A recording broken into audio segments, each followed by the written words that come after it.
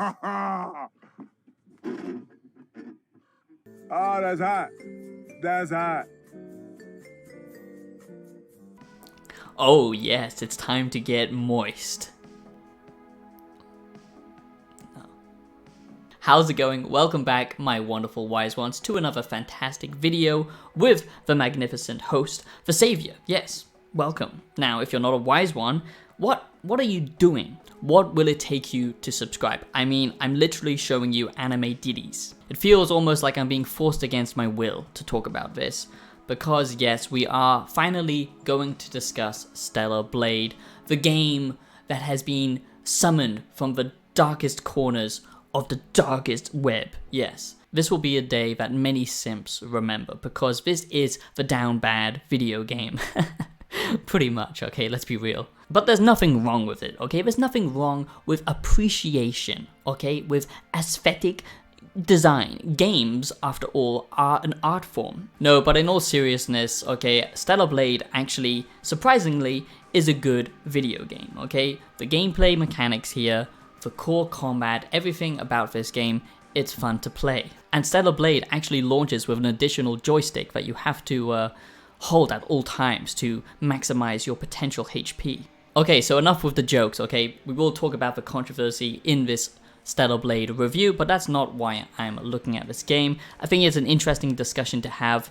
What happens when something is so clearly marketed to appeal to male audiences, and what happens when we have a game that has a bit of an identity crisis, especially with what it's borrowing from. You know, this is very much inspired by Souls-like games, but it is also much more an action-focused game, similar to something like Nier Automata, which is also very big of an inspiration to this game, and something like DMC, you know, that kind of action-focused gameplay. But what surprised me actually playing this game is the combat, is the bosses, okay? That's actually a lot of fun. So we're going to talk about that in today's video. This is a good old hack and slash, turn your brain off and enjoy some fun combat, okay? And sometimes that's what you need. Video games have got very preachy, very pretentious, a lot of political messaging in them nowadays. It's nice just to have a video game just be a video game, okay? Just without some kind of weird agenda. But of course, people are going to make this into a weird agenda discussion topic. You're going to get the crazy people on one side and then the other crazy people on the other side. Don't be an idiot. Don't play into tribal-based thinking. It's pretty funny. There was this tweet. Microsoft urges developers not to create female characters with exaggerated body proportions. And I replied, yes, of course. We wouldn't want any exaggerated body proportions on male characters. It might make us men feel insecure. Don't be locked into stupid echo chambers. Become a wise one. Free yourself today and subscribe. Let's analyze this with logic. That's what this channel is all about. If you do like philosophical content, game reviews, early coverage of early access games, and yearly reviews looking at them, analyzing them, and a philosophical twist on gaming, then you're in the right place. Do subscribe to the channel. I would appreciate it a lot.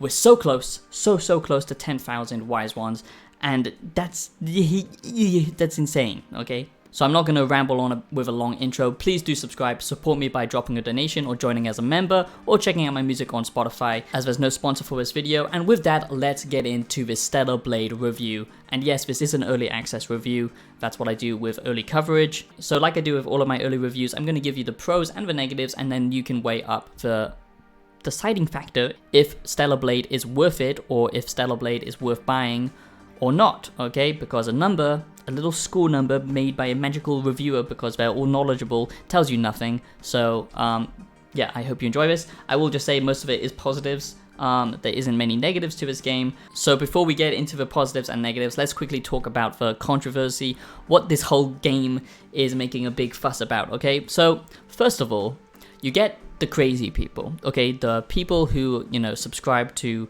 this type of broken, twisted ideology slash philosophy where everything is about being a victim and everything is about being oppressed by another group. And it's basically just group warfare, identity thinking, tribal-based thinking, which is exactly what I hate, and that's exactly what I'm trying to destroy with my own Roman philosophy that I'm bringing back. Check out the philosophy playlist on my channel.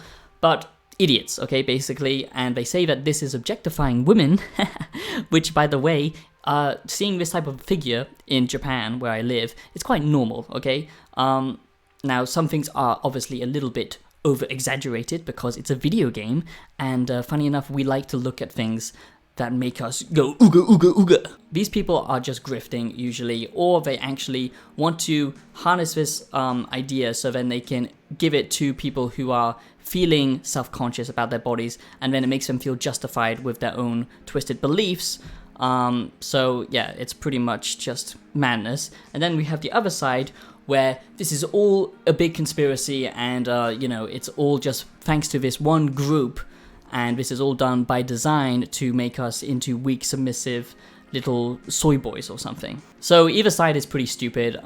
Yeah, video games are supposed to be a form of art, and you know, the whole point, look at Roman statues, okay? Do you think every man is ripped like a Roman statue? No, it's about, you know, trying to reach perfection, you know, having goals to set, and this should be a role model for women instead of people feeling bad, and for people who say it's objectifying women because, you know, you can look at places with the camera. This is an adult game made for adults, and I don't like how video games have become kind of sterilized for all audience types. Video games used to be more than just, you know, trying to tell a cinematic story or chasing photorealistic graphics and catering to everyone's needs. And it's nice that this game is just trying to be a fun game and having a design which is appealing. That's all it is. So now let's get into the first positive, and that is the combat. Okay, the combat here is nice. It's a nice mixture of almost Souls-like experience, similar to something like Bloodborne, I would say. It's very fast-paced, and it does focus a lot on parries, but also perfect dodges, and the animations and the particle effects and everything, when you pull off these moves, they just look sick as hell, okay? And it's got that, you know, over-the-top flair to it, like DMC, and that's something that we don't usually get, and we don't get many of those action-type games with a lot of different combos that you can pull off, special attack moves, stuff like that, which keep this feeling wacky, but still semi-grounded, which I like, and the combat just feels nice, and I'm glad that it's not following the trend of making you play aggressively, like every other new Souls-like, okay? This actually has options for defensive play and offensive play. You can be more careful, dodge around, use the ranged pistol or machine gun, whatever you have, and then go in close and do some pretty sick combos or parries and dodges, stuff like that. And you have abilities to jump around the arena, like blink and stuff like that, which keep this feeling very fast-paced but rather tactical. And of course, it's not as difficult as something like a real Dark Souls game, and calling it a Souls-like, I think, is pretty stupid. It takes some elements from Souls-like games, but this is much more action-focused game. And this is pretty funny. This made me chuckle. You have this gauge, and it's called a beta gauge, so it knows its audience. You have to release the inner male aggression and power up your beta gauge to do some fancy attacks and pull off some of these special moves, but it's quite funny that they chose that name. Do remember that this Stellar Blade review, this Stellar Blade game review, is based on the early access content, not just the demo, but all of the early access content so far. But I have to say that the bosses that I did get to, you know, fight, they surprised me, okay? Because they aren't simple, you know, bosses that just do the same attack pattern over and over again. It's not so much like Dark Souls where you have to remember the attack pattern of the bosses. It's more so that you have to focus on what they're weak to and what type of, you know, playstyle is going to be most beneficial fighting this boss. You know, if you can play defensively, or you have to be on the go and use parries and stuff like that. And the bosses actually have different phases as well, so it's not just a stagnant fight, which I like, and it ramps up in difficulty.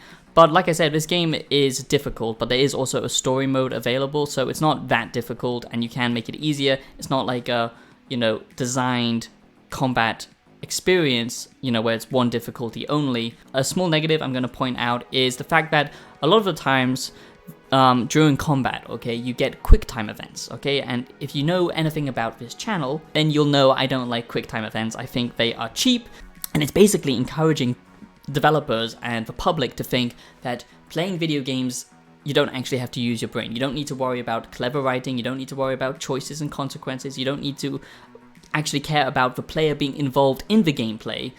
Quick time events take away the control, and I don't like it, and it's done just like Marvel Spider-Man in this game, and yeah, it's pretty shit, to be honest. I don't like it whatsoever, but it's not that frequent, but it doesn't happen so much that it's a real big turnoff, but it does take away some of the impact from fighting a boss, where it feels like you didn't do all of the work. But I do like the fact that this is a gameplay-focused game, okay? And what I mean by that is, yes, there is a story going on, but it's not a story-driven game, okay? This is mostly an action-adventure game. Exploration is light, I'm going to touch on that in a minute, but the fighting, the combat here, like I said, it does remind me a lot of DMC. There's even a little special, simulated room in which you can try out your new combos on a enemy that won't hurt you. So you do upgrade by upgrading your cybernetics, which is quite a cool feature, but there's nothing super interesting with the exploration, and it is very light. There's maybe a side path that goes off, you have to break down a hidden door to get there, or swim under a river or a pond or whatever to find a chest, some basic stuff, or do some basic platforming. And the platforming reminds me a lot of something like The Last of Us, where it's very simple. You have to swim, get a piece of wood, bring it back so you can climb up to a ladder, for example. Very simple stuff. Or some light Lara Croft Uncharted platforming where you're swinging across a pole and doing some climbing. And I like to call it, gamer climbing, because you can't actually fall off. It's all just bullshit. It's not like a real climbing game like, I don't know, Zelda Breath of the Wild, for example. It's very fixed. So it's very light, but it does help break up the combat, I would say. But can we do something a bit more original? That would be nice. So the quick time events and the exploration, I would say, are a bit on the negative side because it's just kind of lackluster.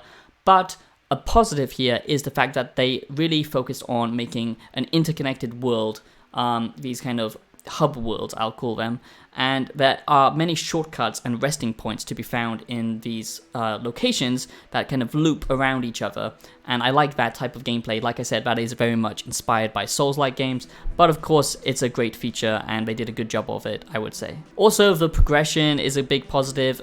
It actually caters to different playstyles. It's not just stat increases, you do unlock special abilities using your simp meter, which I like a lot. And yeah, there's some pretty cool stuff that you can unlock later on. Of course, I haven't seen all of it, but it keeps the combat feeling fresh. And although you can't cater it as much as something like an Dark Souls or an Elden Ring, you can still choose to be more tanky or to basically be more focused on ranged attacks or up close and personal quick attacks, stuff like that, which I do like. And again, that's not just the skills that you choose and the special abilities that you can unleash when you have enough power to do so, but also when it comes to your suit and your costumes, although I don't think many people will be choosing many different costumes because there's only one costume that's actually, based, so let's go with that, shall we?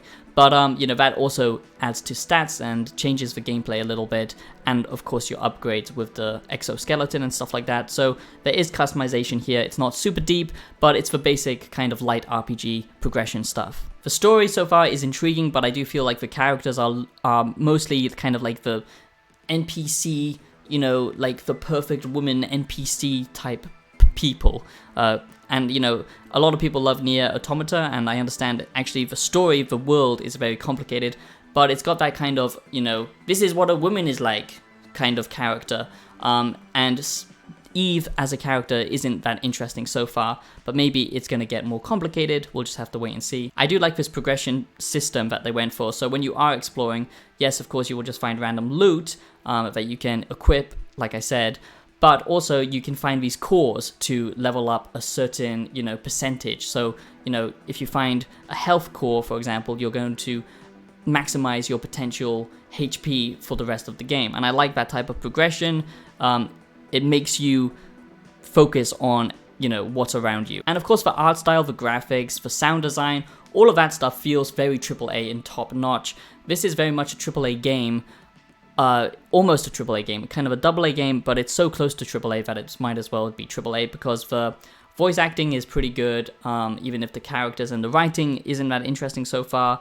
but for world, for graphics, and for audio, that's all top notch. I like the fact that there's limited heals and limited consumables as well, and it's quite tight on that, so at times it can be quite challenging. I like that the combat is actually weighty and feels like it has impact, and the creature designs aren't just generic, you know, like baddie, radioactive aliens. You know, they look actually pretty horrific, some of them, and there's a lot of different enemy types. And then of course for progression you have the beta, which is like the special attacks, which I already covered, focusing on attacks like damage increase and stat bonuses and stuff like that, and survival, like mastering the perfect dodge, or basically increasing your shield and how much damage you can take, and special moves with all of these different skill progression paths, which is very standard stuff, but it's enough that it makes you feel like you can customize your character and you are having a different play experience. But this is still a very much a focused action game and not something where, you know, we're gonna have different experiences, and it is a very story focused game. So this is a very linear game, but there is customization, but not so much that it's like an RPG trying to be an RPG light, which is actually quite refreshing just to go through a game that is actually quite linear. So that is my Stellar Blade review and a detailed look at Stellar Blade, and I do hope you enjoyed this review of Stellar Blade, but in all honesty, I think most people's gameplay will look something like this, okay?